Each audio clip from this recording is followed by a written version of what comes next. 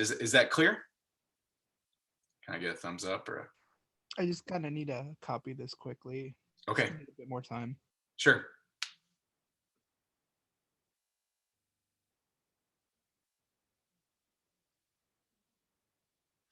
Okay, I'll go slow.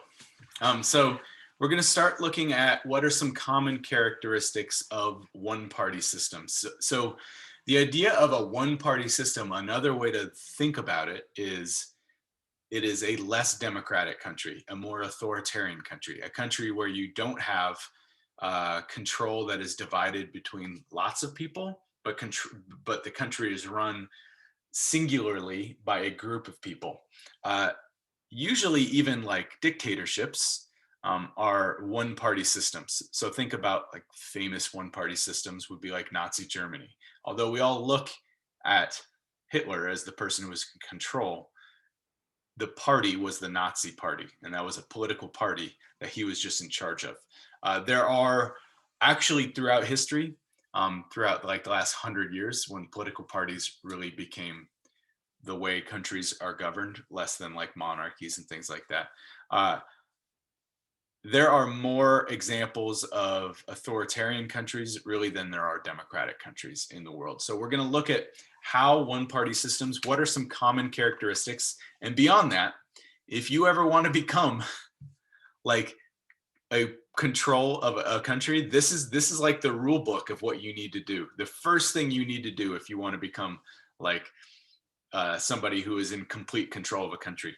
One of the first things you do is you censor the media. And let me explain to you what that means. There's lots of different ways you can censor the media. You can just eliminate all newspapers. So the media is really three kind of prongs, right? You have paper, like print, right? Print news, television, and then social media. Okay, so those are the three kind of prongs. And what you can do is you can say all of this is going to be run by the government. So, like for instance, in China, when you try to access social media, right? So let's say you go on Twitter. I think Twitter is allowed in China now, but through a very specified filter, meaning um, what comes to you, right, through your Twitter feed is really already looked at by the government and then either approved or disapproved as something that you can see. So that is one way for them to stay in control, is to manage the message that gets out to citizens. Okay. Another way is to use the media to promote its own opinions. State-run media is another way to do that, either through social media, TV, or print.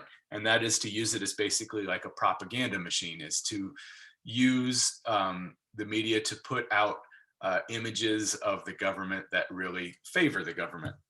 Okay. Now, if you live in a more free country that has guarantees of the freedom of the press, and you want to become a more authoritarian type of government, a good example is this happened in Russia about 25 years ago, when it was kind of flirting with the idea of democracy. Is immediately the government, they like any negative news, that the government just said, well, that's not true, that these are lies. And what you do is any negative story, if you can paint or portray as a false story, then it discredits that media outlet for a large portion of your country. And so they won't pay any attention to it at that point. Okay. So that is another way to, like, this is a common characteristic of a one party system. Now, just because that happens in countries doesn't make it a one party system. But I will guarantee you there's not a single one party system in the world, or ever has been, that doesn't follow this kind of this like playbook, right, to become an authoritarian government. Okay, so discrediting the press or just controlling the press, definitely control the message is step one. Step two is to limit people who oppose you. So like if you threaten to put your political opponents in jail, that is definitely like stepping more towards a one-party system or authoritarian system. This guy here, this guy is Mikhail Khodorkovsky. He was in like the early 2000s one of the richest people in the world. He had like over $10 billion, right? But he gave some of that money to a political opponent of Vladimir Putin, who saw him as a political threat, and so put him in jail and just said, well, he kind of made up some tax evasion charges or something like that.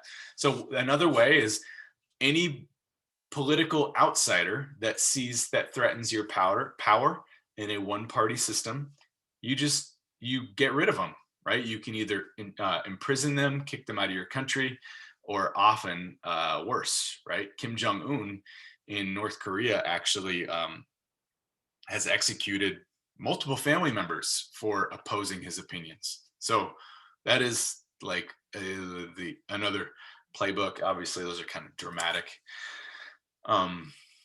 examples. In a more democratic country is just by vilifying political opponents, by showing them as kind of evil. And you can, if you are controlling the media, you can do that in either pretty obvious ways or kind of less obvious ways.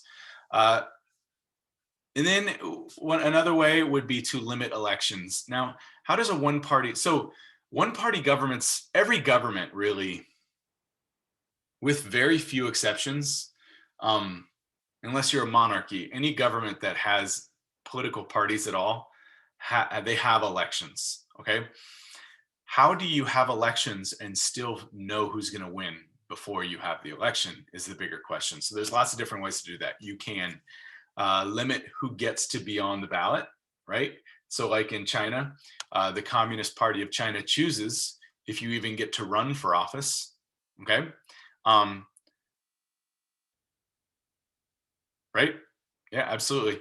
Another way to do that is you can disenfranchise voters. You can find people who typically vote against you, and you can eliminate their ability to vote or vote as easily. You can, I don't know if we're gonna have time this year to talk about gerrymandering, but you can rearrange the kind of borders that separate different voting blocks that limits the influence that certain kind of groups of people have based on either ethnicity or just political leanings, it might be. So there's lots of ways to manipulate elections to make them a little bit less accessible, a little less free and fair. And again, every one-party system in the world does that. And then limit just basic social like freedoms, like freedoms of speech, freedom of religion. Any freedom is ultimately going to backfire on, or like civil liberty is going to ultimately backfire on if one party wants to stay in power. Okay, so there are some benefits to the citizens of a situation like this, and we're going to talk about that in the next slide a little bit. Can anybody actually think of why, like, if you go to Russia, which is definitely a one-party state, or you go to China, which is definitely a one-party state, people there are not universally opposed to it, right? A lot of people there really enjoy, like Russia. Putin he's the president of Russia. He's more popular than certainly any American president has been in the last 20 years, if not longer, 30 years. So why do people enjoy living in a system like this? Can anybody think of that idea? So this is getting to the pros and cons to the citizens of a one-party state. They don't have to know every bad detail about what's happening to them. Yeah, one thing is like, if you only are told good news all the time, then some people, especially if you happen to be the type of citizen who lives a perfectly happy life and might benefit from this one-party rule, right? If you are friends with the government, or the government is friends with you, then it's just kind of rosy for you at that point, and you benefit from its policies. So for a lot of people, they benefit from it. Okay, absolutely. Why else?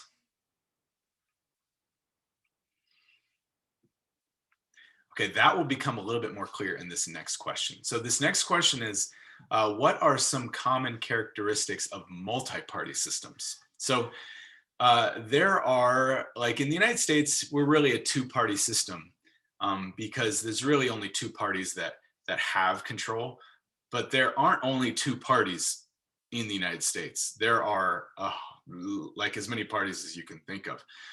And there are, so like you have Republicans, you have Democrats, you have a Libertarian Party, there is a Communist Party. You can vote for it if you want in certain positions. Socialist Party, Independent Party, Green Party, there's a Marijuana Party, there's all these different political parties. Some of them are considered single issue parties, right? Where like the Marijuana Party, guess what their single issue is? Healthcare. No, I'm just kidding. It's marijuana.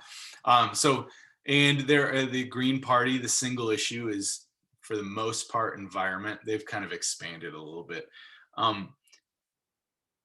I don't know what the owl is. That is a good question. I want to know that. Owl Party. The best pun wins. Hoot. I don't know. Hoot for Liberty Party. That's bad. It's bad. I gotta wordsmith that one a little bit. I'm sorry. And I'll look that up. So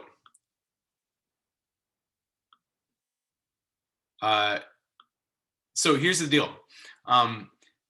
This is good because it is a much more democratic system, right? Because it means in a multi-party system, the government has people from all of these political parties in it, right? And that means no matter where you are in the political spectrum, your voice is somewhere in the government, right? And it is somewhere in the decision-making process, okay? And that is good to the point where it promotes democracy and everybody gets a say. However, there are some downfalls, some obvious downfalls from this. What do we think if you lived in the United States really isn't this, but if you lived in a country that is governed by this many groups of people, what are some downfalls from that situation? Some cons. No one ever agrees, right? Think about it this way. If you want to go out to dinner with one friend, you might disagree, but ultimately you can make a decision. If you want to go out to dinner with yourself, you're one party. Hopefully you can figure that out, okay? If everybody in this room had to decide on one dinner, it would be impossible, right? It would be impossible if we're like, hey, we're going to decide on one place that we go to dinner. Now, that's just dinner. Imagine if it is something that is what is the most passionate thing in all of our lives, right? So somebody who gets in the government and is a member of the Green Party is probably pretty passionate about the environment and probably doesn't want to talk to is going to have a very difficult time making a compromise with somebody who's a libertarian, somebody who says all government energy and resources should be towards saving the environment. And then somebody who says no government energy and resources should be towards saving the environment. How do they meet in the middle, right? How is that possible for them to come up with a conclusion? And then you got this guy in the corner who's talking about making marijuana legal. And then you got the communist and you got the owl. I don't know what the owl is, but they all have these different kind of opinions about where the government should be going. So it's extremely inefficient. And it's difficult for any decisions to be made when you have that many opinions. Now, the US government is somewhere in the middle, really, is a two-party system. And let me explain to you how a two-party system works. This axes that we've talked about, these are, the owl is the modern Whig party. Probably not the Whip party. Is it the modern Whip party? I'm gonna say Whig. Google it on my phone right now.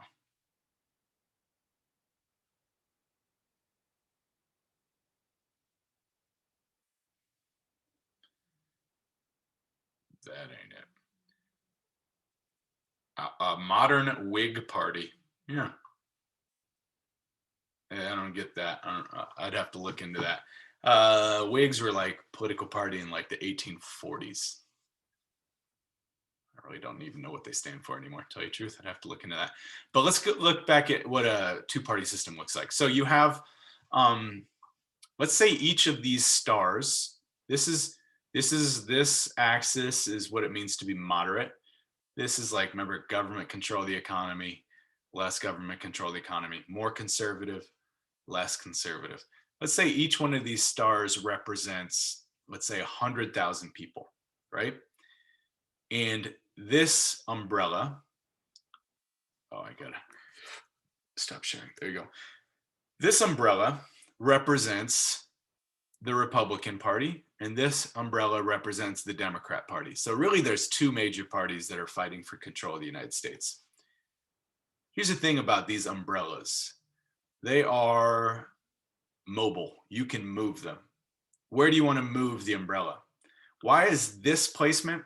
Why, if the Republican Party was this extreme, if everybody in the country took a political ideology test like you guys did at the beginning of this unit and answered these questions, right? Should the government be help more needy people, like legalization of marijuana, same-sex marriage, all these issues? If the government asked every single person in the country these issues, and they kind of have, they have a pretty good idea about people's political opinions, right? And everybody landed on this spectrum here. How did the parties react to this news? What do? What they do is they move their party here. Yeah. Like this. They say, okay, now our issues, our stance, like our position reflects 50, 60% of the country, right? And here's the thing, they're not worried about these people on the fringes, because there's no way that anybody that scored that high is going to vote for the Democrat Party. So they're not worried about them, unless so many people moved out there that it would stop them from gaining votes. So that's the idea of like splinter parties and single issue parties. If they become too powerful, then they could strip off votes, which you're gonna, I think, read about tonight with like Ralph Nader and different kind of single issue people. Now, what the Democrat Party does is they do the same thing, and they move their tent right here. What do you notice about that? They're overlapping, right? These are the people here that they're not worried about this guy and these people here, because those people are always going to vote Democrat. These people are always going to vote Republican. There's very little that can change them voting for one side or the other. However, there are, and I find it amazing every year, how many people in this country change political parties in between elections. And so what happens is the different parties, they change their positions on different issues, right? Think about it. 75 years ago, the idea of segregating schools was a divisive issue, right? People would disagree on like whether or not that was an issue that should be discussed. Now, that is obviously, political parties look at how citizens feel about it, and they change their own opinions to reflect the citizens. So certainly political parties, two-party systems, is the two major parties are kind of competing with each other for the most votes, and that often means that they change their opinions on issues, okay? So then what you do is, actually, you know what, I'm gonna stop the recording now.